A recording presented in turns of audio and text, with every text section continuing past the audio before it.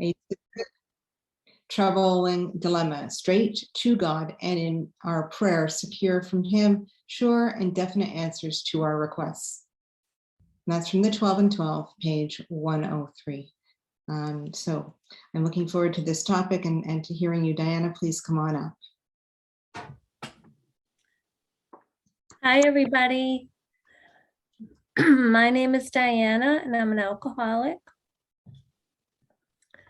And it's an honor to be asked to speak at this meeting or any meeting of Alcoholics Anonymous. I was having some internet trouble, so I didn't get here as early as I'd have liked to for the before the meeting.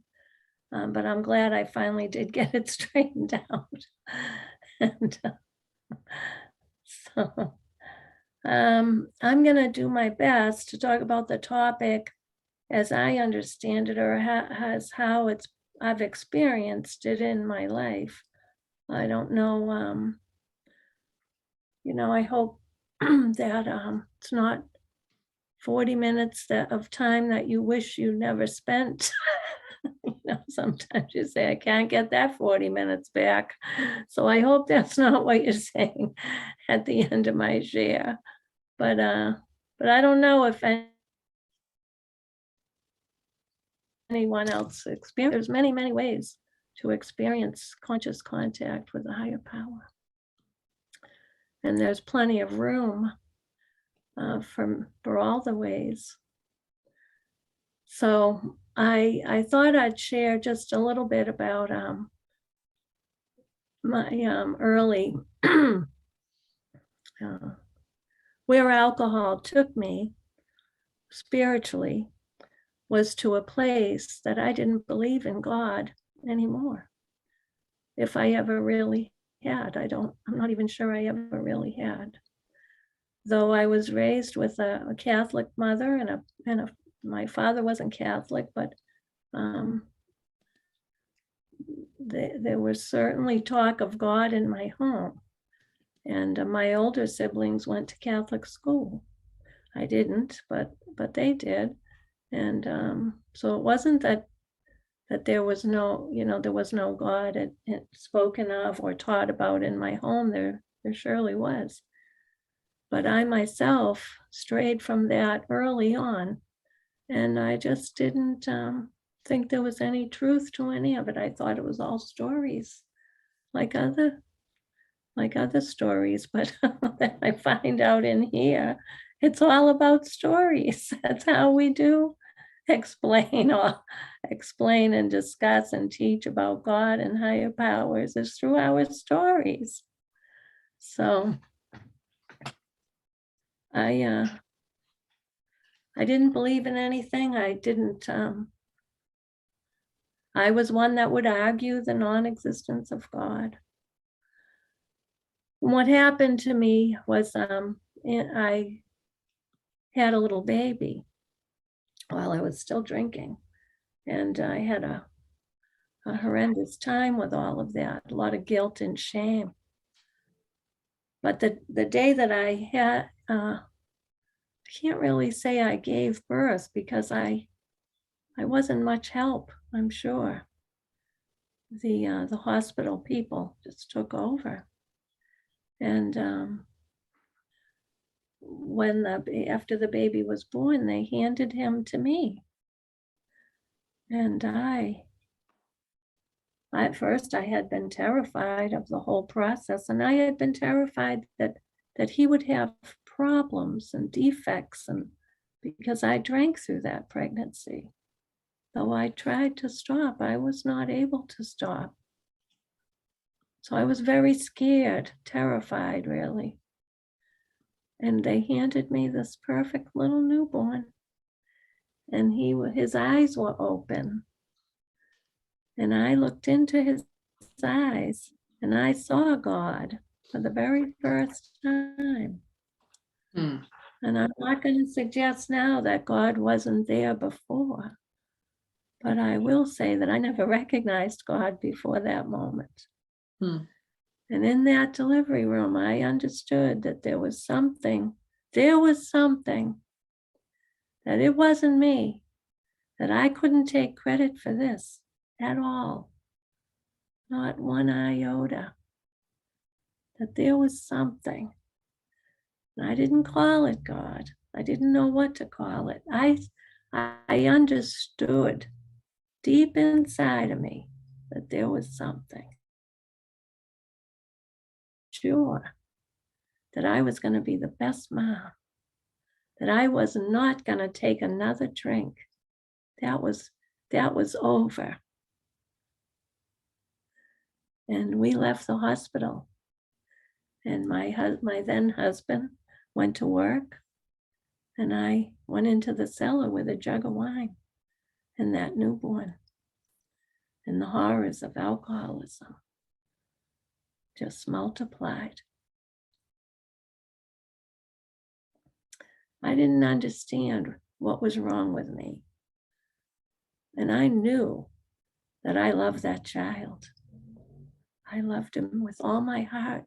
I loved him more than life itself. And I couldn't stop drinking. And a couple of years later, I could no longer look that child in the eyes anymore. Because the light in his eyes, I couldn't bear it. I was so ashamed. What happened was somebody at work, my boss at work, called me in the back room one day. And I thought I was going to be fired. I'd been fired before. It wasn't new. I got fired for the way I smelled a couple of times. So he called me in the back room, and what he did was he told me his story. He told me how he had 2 years without a drink or a drug, how he had a broken family and a broken home, and he lived in his car, but that he had met some people that helped him. And he told me that if I ever thought I might have a problem with alcohol, he thought those people could help me too. I didn't understand it. I really didn't know why he was confessing to me like this and confiding in me like this. Thought he wanted my advice. It's very confusing to me. But the thing that he did is he didn't throw me out. He didn't throw me out. He told me I could stay. And he would teach me the job because I wasn't doing the job. And it took me a few weeks more of drinking. And at the end, I had an eviction notice on the apartment door. I had left the marital home. I thought the marriage made me drink, so I left the marriage. And I didn't, and that I was very surprised that I was still drinking after I left that marriage. I was sure, I was so sure that I was right about that. It was baffling to me that I was still drinking. So I was living in this little apartment. I hadn't paid the rent.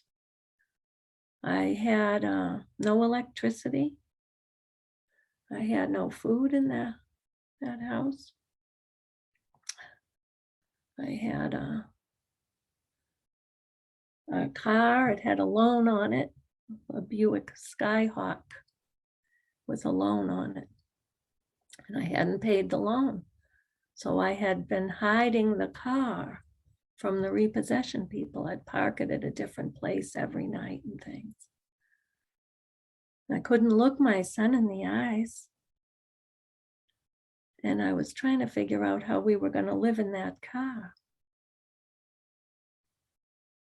And I remembered what that guy said at work, if I ever thought I might have trouble with alcohol.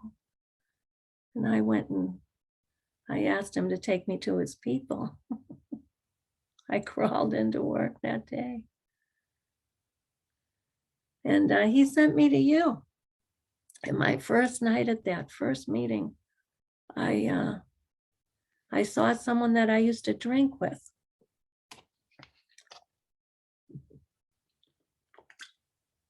I saw him go up to get a cup of coffee. And I thought, oh my goodness, he looks so different. I know that's him, but he looks so different. He had eyes and he had teeth. I thought he looks so different, but it's him. I know it's him. Now he drank. I know because I drank with him. So after the meeting, I went up to him and I said, I demanded to know what is going on here. Now I have to tell you, I was wearing a disguise because that meeting was in a church. And I did not believe that I would be allowed into a church. So I had worn a big straw hat with a big red bow on it, big Jackie Onassis sunglasses. And I had on my best Salvation Army outfit, 2 shoes that matched. Wasn't always wearing shoes that matched. And I went into that. So he was kind of like, well, who are you? Who are you? And I said, well, it's me, Diana. He said, oh, we've been waiting for you. And he stood back and he smiled and he started to tell me all about Alcoholics Anonymous. He said, this is where we go on Tuesday nights. And he said, and Wednesday nights, I can pick you up tomorrow and take you where we go on Wednesday nights. He said, and these are the steps we do. He was showing me them on the wall, and we always have coffee. He says, sometimes we have snacks. And he kept saying we, like I was a part of it. And as he spoke to me, I looked into his eyes and I saw that very same thing that I had seen in my newborn's eyes. And I didn't know what to call it, see? I noticed it, but I didn't dare say anything about it. I was so drawn to it. I'm saying, what is that? That was in my newborn's eyes, like a light. Well, I know today what that was, see? It took me quite a while to figure it out, though, at least what it is to me. So it may be something different for you, and that's all right. Plenty of room. But to me, I know it's God's love. It's God's love. It comes through people's eyes. He was showing me kindness and compassion. It was God's love shining through him onto me. God's love was shining through my newborn's eyes onto me. That's what I started to see that light in these rooms, in the people's eyes in these rooms from the very beginning. I said, what is that? Serenity? Is that what they mean by serenity? For a long time, I thought that's what it was. But today I think differently. I think it's God's love. And God is everywhere, and God is within us. And page 55 says, within every man, woman, and child is the fundamental idea of God. And it goes on to talk about, in the final analysis, it is there that we find him. Lives in us. I had heard that as a child. God lives inside of you. I never would, it took me years in sobriety to even begin to believe that I was worthy of God's love. Excuse me. Let alone feel that God lived inside of me. Earlier in my sobriety, I could believe that he lived inside of you. But live inside of me? What would he want with me? You know, I had a long way to go. I really had a long way to go with that.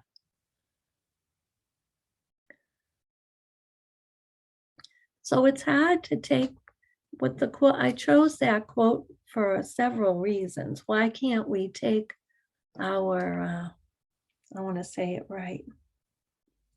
Let me just get I want to make sure I don't mess up the quote on this one, since it's supposed to be my focus for this talk. Why can't we take a specific and troubling dilemma straight to God, and in our prayer, secure from Him sure and definite answers to our requests? Why can't we do that? Well, I think largely because it's my ego that's going to answer, not God. It's my ego. It's going to answer whatever question I'm asking God in my head. See, thinking gets me into too much trouble. I think it's good to illustrate this with an example from my own life of what I thought was God's will.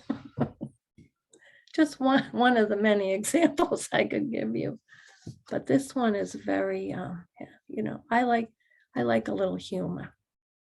We've had enough pain. Let's have a little fun, and I don't mind a little fun if I'm telling it. So I was about 3 years sober, and my sponsor had convinced me to go back to school. She said, "What did you want to be?"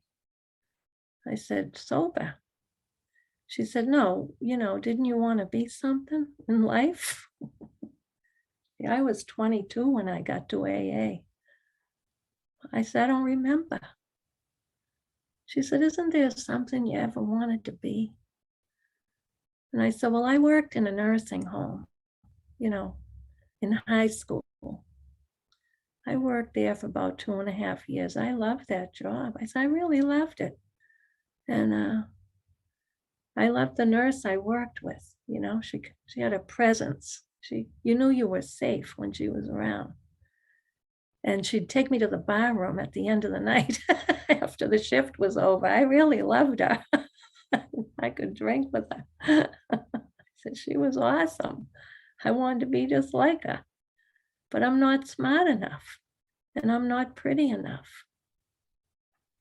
And she said, "Oh, is that what they told you when you went down to the school to apply?"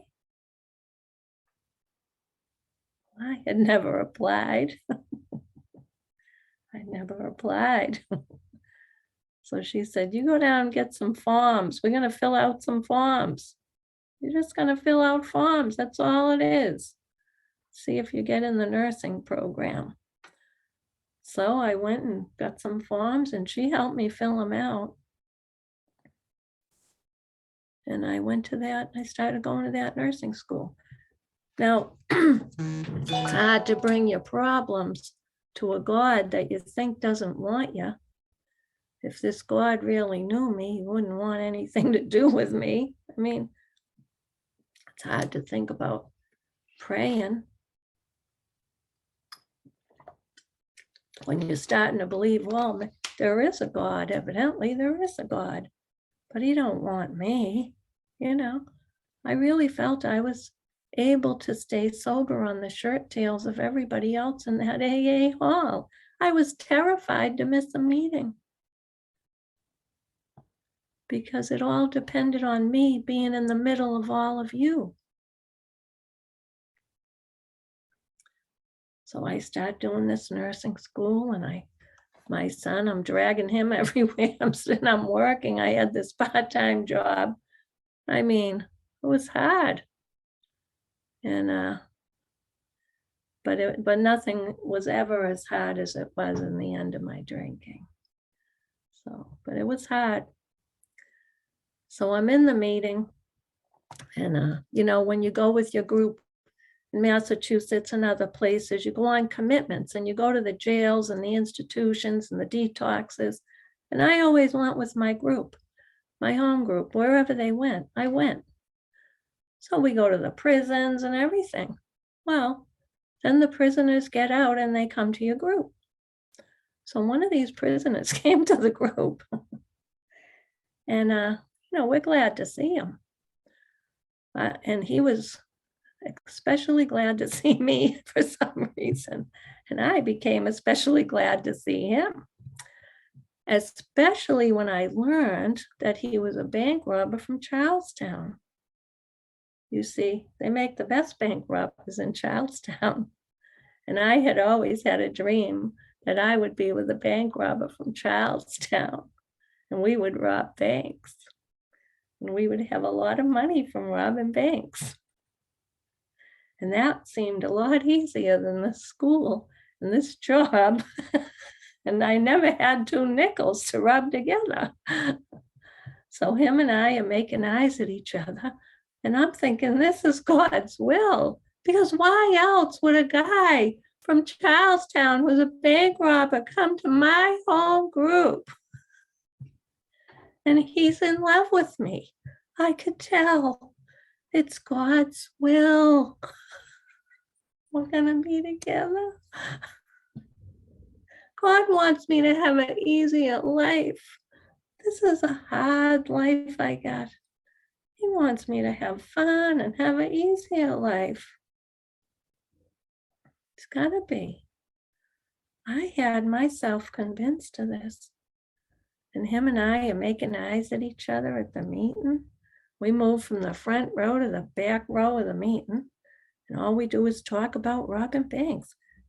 And he says, you make a good bank robber. I said, I always thought I would. I want to be a bank robber. He says, they won't even know it's a girl. We wear all black and black hats and everything. No one would even suspect a girl. I said, I think you're right about that. This is a good idea. Well, I had a sponsor. Her name was Martha. And if I didn't call Martha, Martha called me. And this is going on with this guy. And it's sounding better and better to me. And he thinks it's God's will too. We've talked it over. And finally I says, I better tell Martha. I think I better tell Martha. Thank God I told Martha. So I told Martha the whole story, just like I just told you. And Martha said, run that by me again. So I tell her the whole story again. And she goes, run that by me one more time. I tell her the whole story again. And I finally heard myself. I finally heard myself. And I said, oh. And I said, geez, maybe this isn't something I should be doing. And she said, listen, she said, I understand you want to go with a bank robber, and even one from Charlestown. But didn't you tell me this guy just got out of prison for bank robbing? I said, yeah. She said, well, he's going to get caught. If you're going to go with a bank robber, you go with a good bank robber who doesn't get caught. I said, oh my gosh, I'm so glad I called you, Martha. You're right. And then she said, now get back in the front of the hall, sit in the front of the meeting and don't talk to him anymore. Well, it was hard to do that, but I did what she said. And he ran off with some other girl from the group. And I was heartbroken until I read about them in the paper. They went to prison. And I kept going to nursing school. You can really convince yourself of some wacko stuff, thinking it's God's will. So I've had several of these run-ins with my own mind telling me that this is such a good idea. It's not a good idea. I have a tattoo because I thought it was a really good idea. The ink wasn't dry and I was full of regret. And I was calling up Martha, crying about this stupid tattoo. She says, well, maybe you'll start calling me before you do the stupid thing instead of after. You know, my mind wants to tell me things are okay.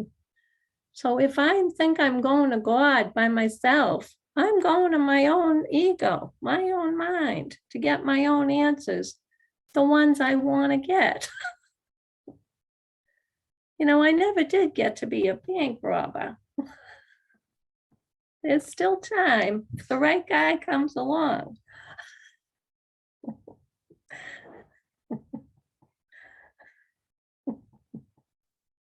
You can write to me in the chat if you're in this room.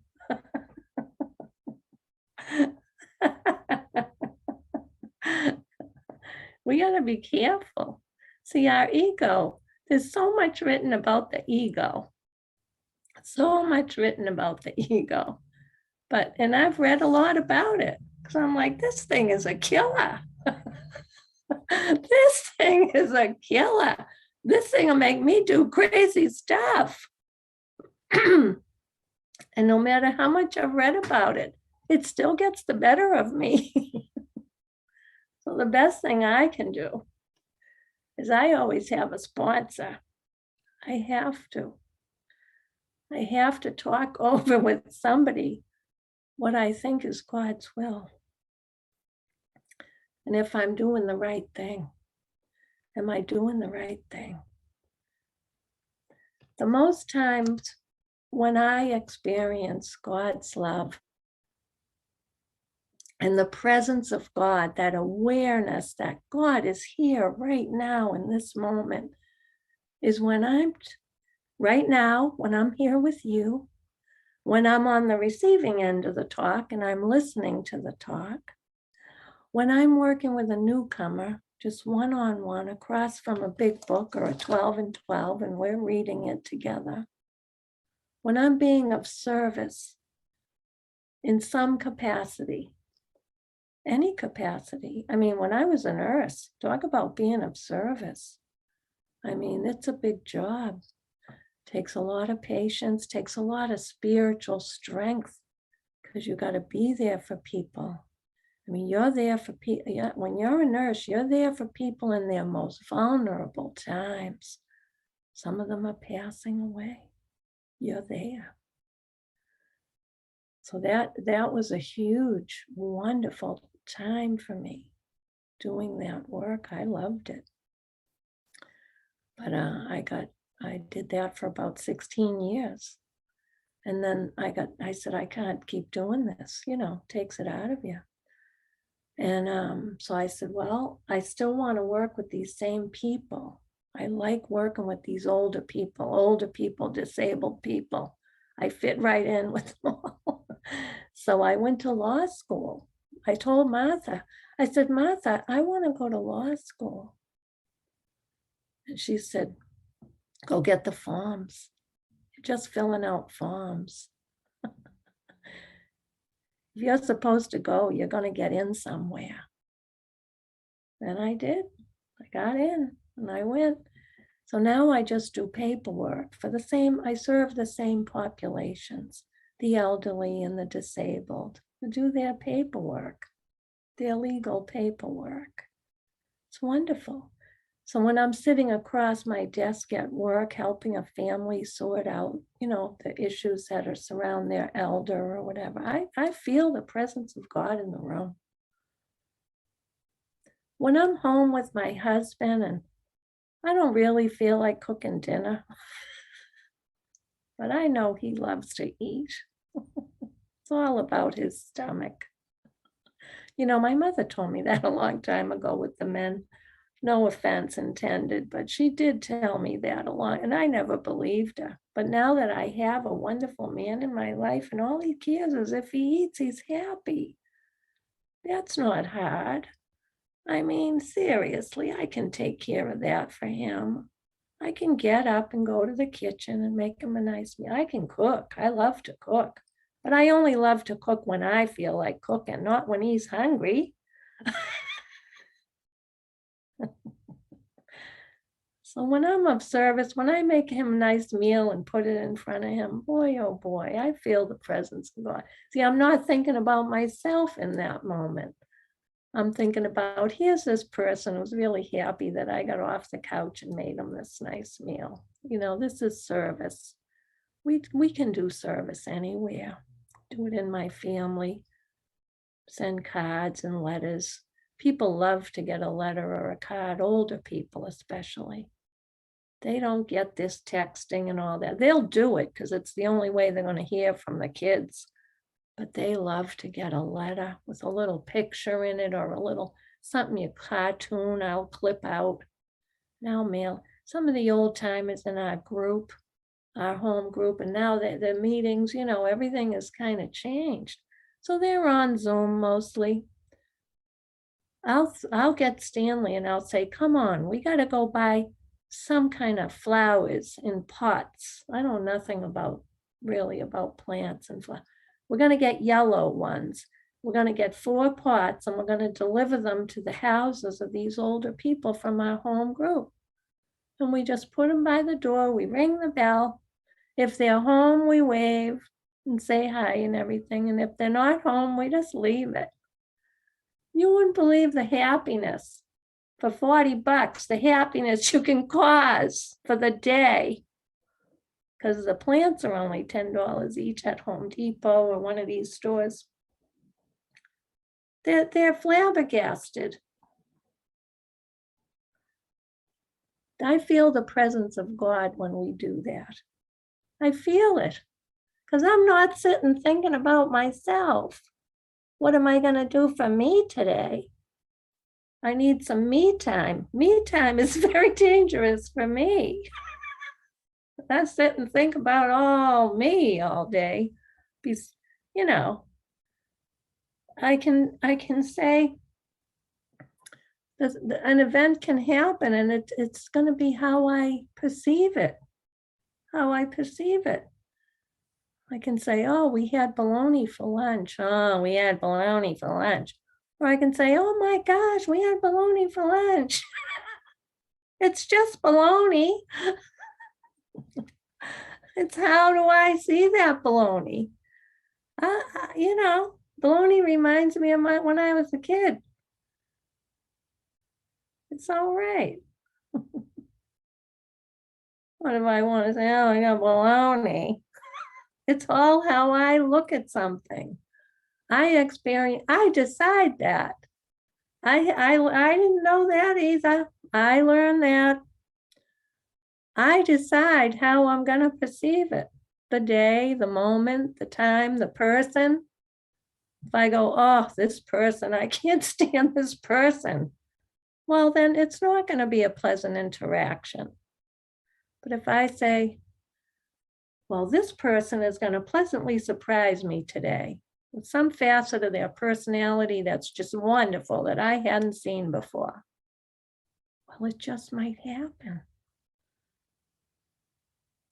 I got to say, this person might have some tragedy in their life that I have no knowledge of and no understanding of. How dare I judge them? Let them just be who they are. And I'll like them anyways. I can decide all that. I can give myself the most amazing day. It's all up here anyways. It's all going down up here.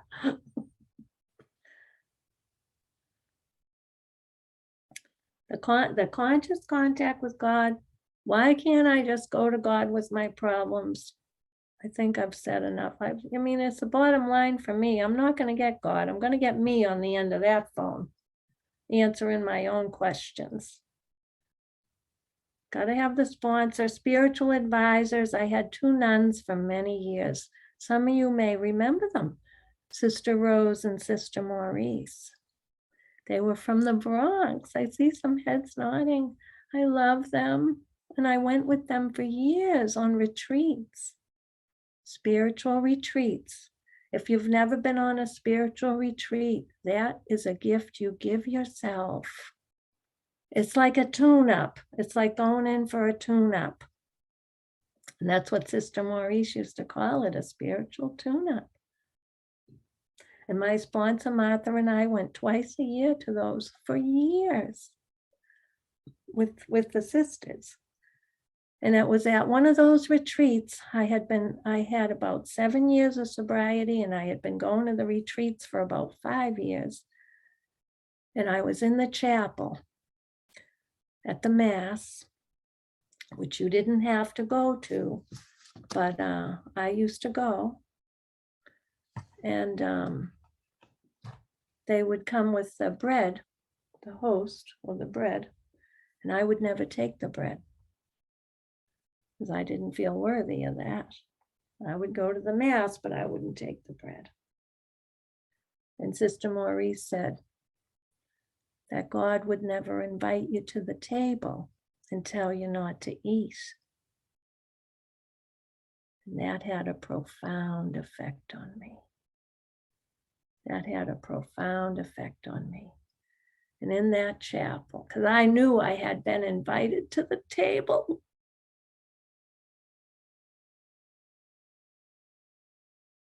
when that man in that back room reached his hand out to me and shared Alcoholics Anonymous with me, I had been invited to the table.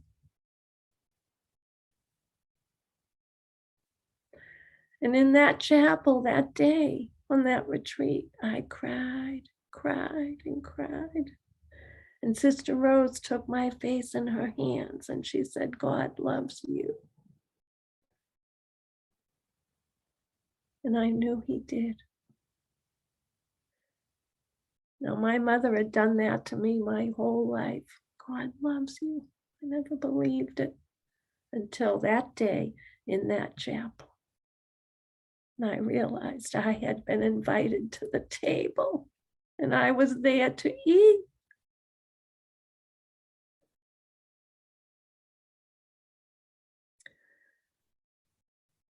It's been one of those long, I didn't have the white lightning, Bill Wilson type of spiritual wake-up call. It's been over these many years. I don't want to go too long. Isn't my time almost up? I don't want to go into a whole nother thing. I'm not sure where I'm at with the time. I have 5 more minutes. Okay.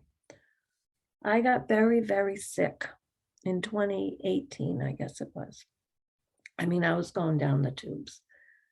My lungs, something was wrong in my lungs. And I used to smoke. I smoked very heavily for a long time. So I thought I was, going down from the cigarettes. And the doctors thought so too. But I was going down fast and hard, like you're gonna die. And this pulmonologist said to me, this is not from cigarettes, something else is wrong. And he did some testing and it found out that I had a bacterial infection, a mycobacteria. A mycobacteria is, they don't see it on a normal CAT scan and it takes a special test to find it with sputum tests and things. Disgusting things we don't want to talk about here. But anyhow, this was like a TB. That's what it's like, TB. And I was like, oh my God, I have TB. And the doctor was like, no, you don't, but it's like TB. And you got to take a lot of antibiotics and things, and you're going to get really, really sick. And then you're probably going to start to get better. Well, I got very, very sick. I'm sure get better. Those, I thought, I'm going to meet the creator. And I started to even go more spiritually deeper, pay more attention, try to learn more. I want peace. I want to be at peace with this sickness. I want to be at peace if this is it. I want to go gracefully and